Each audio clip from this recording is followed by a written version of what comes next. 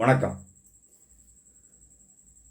கடந்த 2015ஆம் ஆண்டு குட்கா, புகையிலை, பான்பராக் போன்ற போதை வஸ்துகள் தடை செய்யப்பட்டது தமிழக அரசால். அதிமுக ஆட்சி. அப்போ 2016ஆம் ஆண்டு நம்ம ரெட்டில்ஸ் பக்கத்தில் ஒரு குடவுன், அந்த குடவுனில் டன் கணக்கில் குட்கா, புகையிலை, பான்பராக் இது போன்ற போதை வஸ்துகள் பதுக்கி வச்சிருக்கிறாங்க அப்படின்னு தகவல் வருது. போலீஸ் வந்து ரைட் பண்ணுறாங்க, எல்லாம் எடுக்கிறாங்க. அதன் பிறகு சிபிஐ வழக்காக மாறுகிறது. அந்த குடவுனுக்கு சொந்தக்காரர் மாதவராவ் அப்படிங்கிறவர். அதுக்கப்புறம் அங்கே சீனிவாசராவ், இந்த மாதிரி பல பேரெல்லாம் அரெஸ்ட் பண்ணாங்க. போலீஸ் அரெஸ்ட் பண்ணி அந்த மாதவராவ்கிட்ட இருந்து ஒரு டைரியை கைப்பற்றினாங்க. அந்த டைரி தான் துருப்புச்சீட்டாக இருந்துச்சு சிபிஐக்கு.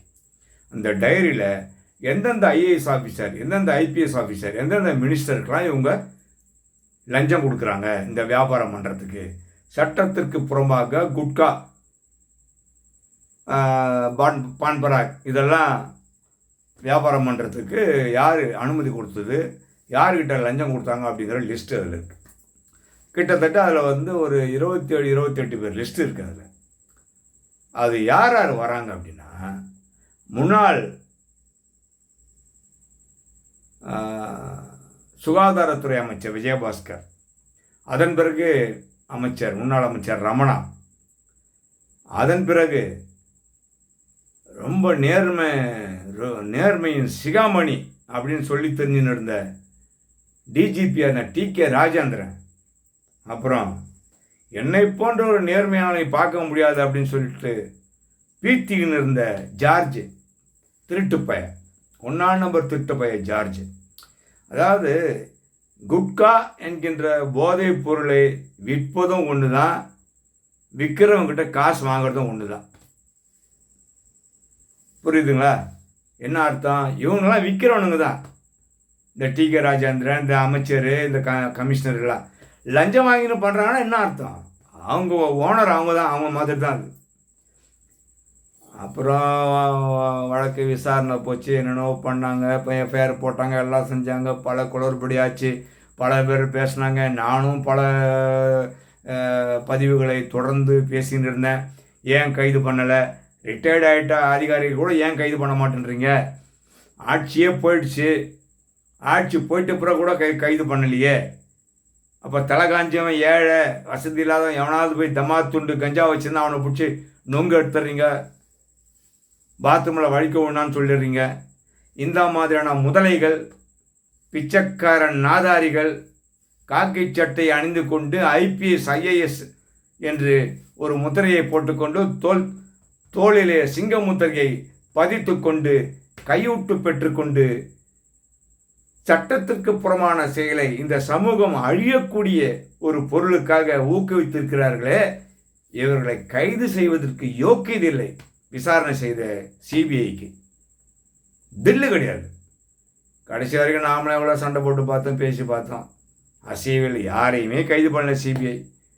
நம்ம பண்ணியிருந்தா விட்டுருப்பாங்களா? லட்டி விட்டு ஆட்டியிருப்பாங்க நம்மளை.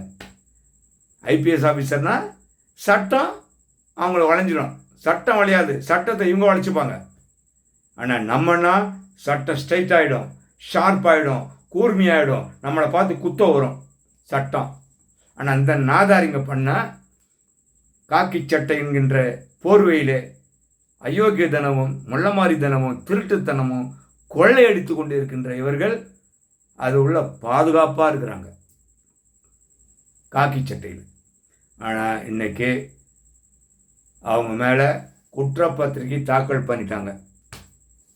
தாக்கல் பண்ணி சீனிவாசராவ், மாதவராவ் இவங்களாம் வந்து சார்ஜ் ஷீட்டை வாங்கிட்டாங்க. மொத்தம் 5 பேர் வாங்கியிருக்காங்க. மீதி யாரும் வாங்கலை, கோர்ட்டில் ஆஜராகலை. அதாவது ரமணா, விஜயபாஸ்கர், ஜார்ஜி, TK ராஜேந்திரன் இவங்க யாரும் கோர்ட்டுக்கு ஆஜராகலை. இப்போ அந்த கேஸ் வந்து எங்கே நடக்குது அப்படின்னா, பிரத்யேகமான MLA MPகள் செய்கின்ற குற்றத்திற்காக வழக்கு நடைபெறுகின்ற சிறப்பு நீதிமன்றத்தில் சென்னை பீச்சில், அதாவது Mannady area beach railway station பக்கத்தில் கலெக்டர் ஆஃபீஸ் காம்பவுண்டில் அந்த கோர்ட்டில் சிறப்பு கோர்ட்டில் கேஸ் நடக்குது. இது 2ஆம் தேதி வந்துச்சு. வந்ததில் இப்போ 3ஆம் தேதி 4ஆம் தேதியை இன்னும் தள்ளி வச்சுருக்காங்க. எல்லாருக்கும் சம்மன் கொடுங்க அப்படின்னு சொல்லிட்டாரு நீதிபதி. ஆனால் எனக்கு வந்த தகவல் என்னென்னா, ஜார்ஜ் அமெரிக்காவில் இருக்கார். டிகே ராஜேந்திரன் லண்டனில் இருக்காரா என்னன்னு தெரியல. இப்போ எல்லாருக்கும் சம்மன் கொடுக்கணும் அப்படின்னு சொல்லிட்டாரு நீதிபதி. கரெக்டு. போலீஸோட வேலை என்னென்னா, சிபிஐ அதான் போலீஸ் அக்யூஸ்டுங்களுக்கு சம்மன் கொடுக்கணும். சம்மன் கொடுத்து அவங்கள கோர்ட்டில் ஆஜர்படுத்தணும். சம்மன் கொடுத்துட்டா போதும், இவங்க ஆஜர்படுத்தணும் அவசியம் இல்லை. எப்போ ஆஜர்படுத்தணும்னா, வாரண்ட் போட்ட பிறகு புருஷனில் ஆஜர்படுத்தணும். அதுதான் சம்மன் கொடுத்த பிறகு அந்த அக்யூஸ்டுங்க நீதிமன்றத்தில் ஆஜராகணும். சம்மன் வாங்கி அக்யூஸ்டுகள் குற்றம் சுமத்தப்பட்டவர்கள் ஆஜராகலை அப்படின்னா அன்னைக்கே வாரண்ட் போட்டுருவாங்க. ஃபஸ்ட்டு நாளே வாரண்ட்டு. இல்லை சம்மன் வாங்கலை அப்படின்னா நடவடிக்கை அப்படியே இருக்கும். அடுத்தடுத்து சம்மன் கொடுத்துக்கினே இருப்பாங்க. புத்திசாலிங்க என்ன பண்ணுவானுங்க, சம்மன் வாங்கவே மாட்டாங்க. கோர்ட்லேருந்து சம்மன் போச்சுன்னா அந்த கோர்ட்டாளிகிட்ட ஒரு 500 ரூபா கொடுத்து அனுப்பிச்சிடுவாங்க. இல்லை போலீஸ் போனுச்சுன்னா போலீஸ்கிட்ட ஒரு 1000 ரூபா கொடுத்து ஆள் இல்லைன்னு சொல்லி அனுப்பிச்சிடு அப்படின்வாங்க. இப்படியே வருஷக்கணக்கில் கூட அக்யூஸ்டுங்க தப்பிச்சுட்டு இருப்பாங்க போலீஸை கையில் வச்சுக்கின்னு. இப்படிலாம் தில்லாலங்கடி வேலை நடக்கும். சார்ஜ் ஷீட் போட்டாச்சு, எல்லாம் கூண்டில் ஏறிடுவாங்க, தண்டனை கொடுத்துருவோம் நம்ம நினைப்போம். நடக்கவே நடக்காது. இப்போ 5 பேர் குற்றப்பத்திரிக்கை வாங்கிட்டாங்க. இப்போ கேஸ் நடக்கும். இப்போ சம்மனே வாங்கலை, 2 வருஷம் ஆகுது, கேஸ் நடக்குது. என்ன பண்ணுவாங்க இவங்க? என்ன பண்ணுவாங்க? அதாவது சார்ஜ் ஷீட் வாங்கிட்டு கேஸ் நடத்துகிறாங்களா, அவங்க என்ன பண்ணுவாங்க, எங்களை அந்த கட்டிலேருந்து தனியாக பிரிச்சுடுங்க, அந்த வழக்கிலேருந்து அவங்கள தனியாக வச்சுருங்க, எங்களை தனியாக வச்சுருங்க, எங்களுக்கு கேஸ் நடத்தி நாங்கள் ஜெயிலுக்கு போகிறோம், இல்லைனா விடுதலாகி போய்கின்றோம், அந்த கேஸை நீங்கள் தனியாக பார்த்துங்க அப்படின்னு பிரிச்சிடுவாங்க. அப்படி பிரிக்கின்ற பொழுது டிகே ராஜேந்திரனும் அமைச்சரும் அப்புறம் நம்ம ஜார்ஜும் சம்மனை வாங்காமையே டேக்கா கொடுத்துட்டு இருந்தாங்கன்னா நாளைக்கு அது அசிங்கமாகும், பிரச்சனையாகும், எல்லாம் ஆகும், சந்தி சிரிக்கும், மாட்டின்னு அவஸ்தைப்படணும், நீதிமன்றத்தில் தலை குனிஞ்சு நிற்கணும்.